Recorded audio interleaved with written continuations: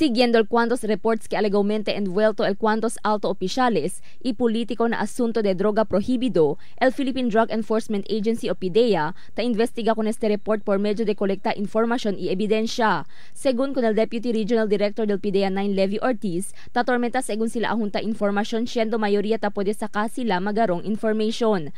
Pero ta considera según sila con este asunto como un challenge na law del PIDEA para identifika kung mag-aalagaw politiko y opisyales envuelto na proliferasyon de droga na rehiyon.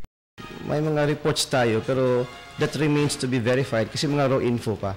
But surely meron mga involved sa narco-politics sa area natin pero hindi naman marami. But it remains to be verified kasi raw information pa nga.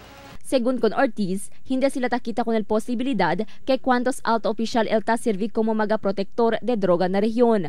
Por eso grande el suporta del ahensya con el President-elect Rodrigo Duterte na di este prioridad para eliminar el asunto de droga na país. Pero para realizar con este plano, debe el suporta y cooperación del comunidad y cada barangay quien ta servir como maga first line of defense.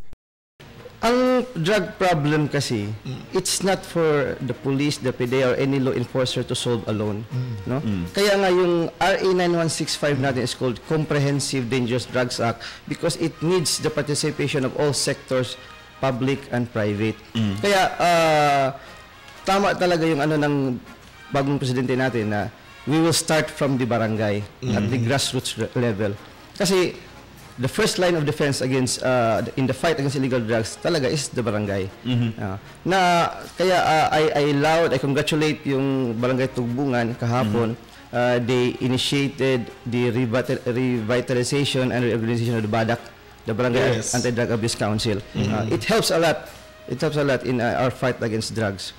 Según con Ortiz, aunque no hay fábrica o laboratorio ella descubrí este megatiempo na ciudad, ta continúa pa siempre el uso y venta de droga. Este por causa que el mismo supply ta srepa na otro lugar como na Metro Manila y ta hace pasa na maga entry points del ciudad como na aeropuerto y Pantalan. Según na PIDEA, siya ahora nuevo barangay que identifica siya alto caso de uso y venta de droga, pero no hay que republica con este el PIDEA.